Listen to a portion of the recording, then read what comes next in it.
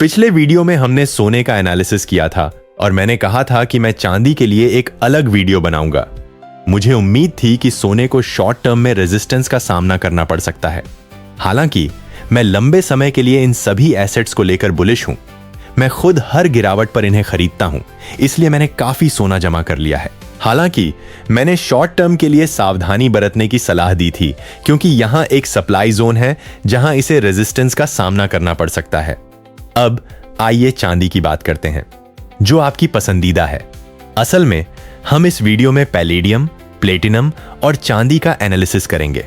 यह बहुत दिलचस्प होगा। हम चांदी का एनालिसिस करने जा रहे हैं और जैसा कि मैंने कहा, चांदी थोड़ी अलग है। इसकी कीमत में उतार चढ़ाव सोने से थोड़ा अलग हो सकता है। तो आपको क्या जानना चाहिए? किन बातों का ध्यान रखना चाहिए? आइए जानते हैं। हो सकता है कि आप पहले से ही चांदी में ट्रेडिंग कर रहे हो, लेकिन सावधान रहें। चांदी आपको फंसा सकती है। इसे ऐसे समझें, आपने शायद काफी समय पहले देखा होगा कि गिरावट का ट्रेंड डाउन ट्रेंड टूट गया था, फिर भी ऊपर की ओर कोई खास तेजी नहीं दिखी। इसके बजाय चांदी की चाल एक ही दायरे में सिमट कर रह गई, साइडवेज हो गई। तो अब क्या? यहां इस खास जोन को देखें। चांदी को इन अलग अलग पॉइंट्स पर सपोर्ट मिला, लेकिन जब यह उस सपोर्ट लेवल से नीचे गिरी तो वो लेवल रेजिस्टेंस रुकावट में बदल गया। अब चांदी इस रेजिस्टेंस को तोड़ने के लिए संघर्ष कर रही है।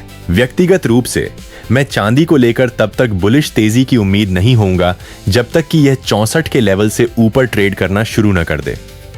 इसे नोट कर लें, 64। अगर चांदी 2 या 3 दिनों तक 64 से ऊपर बनी रहती है तो मैं बुलिश हो जाऊंगा।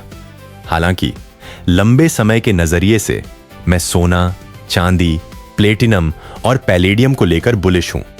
आखिरकार पैसे की सप्लाई असीमित है। चाहे भारत सरकार हो या अमेरिका, सरकारें पैसे छापती रहती हैं और हर साल महंगाई बढ़ती है। नतीजतन लंबे समय में इन एसेट्स की कीमत बढ़ना तय है। और हम यहां सोने और चांदी की बात कर रहे हैं। लंबे समय में आप इनके प्रति बेयरिश गिरावट की उम्मीद नहीं हो सकते। हालांकि चार्ट्स ये भी बताते हैं कि बेयरिश सेंटीमेंट गिरावट का माहौल कब कम हो रहा है। अगर आप यहां देखें तो आपको एक सप्लाई जोन या रेजिस्टेंस लेवल दिखाई देगा, भले ही वो छोटा हो। आपको इस लेवल के टूटने के बाद ही बुलिश होना चाहिए। आप यहां शॉर्ट टर्म ट्रेड की योजना बना सकते हैं या शायद गिरावट की दिशा में भी ट्रेड कर सकते हैं। इसकी निश्चित रूप से संभावना है। हां, किसी भी हाल में चांदी को 54 के निचले स्तर लो को नहीं तोड़ना चाहिए। अगर चांदी 54 का मार्क तोड़ती है तो आप इसे 50 से नीचे गिरते हुए देख सकते हैं। आपको यह बात ध्यान में रखनी होगी। अभी यह एक रेजिस्टेंस जोन है, इसे टूटना जरूरी है, तभी आपको बुलिश होना चाहिए। अब प्लेटिनम की बात करते हैं। आइए इस छोटे से वीडियो में तीनों का एनालिसिस पूरा करें। प्लेटिनम की बात करें तो यहां एक लॉन्ग टर्म सपोर्ट लेवल है, वो 1500 का लेवल किसी भी हाल में नहीं टूटना चाहिए। आप पूछ सकते हैं, प्लेटिनम 1760 पर ट्रेड कर रहा है, आप 1500 की बात क्यों कर रहे हैं? खैर, प्लेटिनम में बहुत ज्यादा उतार चढ़ाव वॉलेटिलिटी होता है। आप इसमें रोजाना 6% तक की चाल देख सकते हैं। मुझे यह सोने से ज्यादा अस्थिर वॉलेटाइल लगता है और कभी कभी तो चांदी से भी ज्यादा।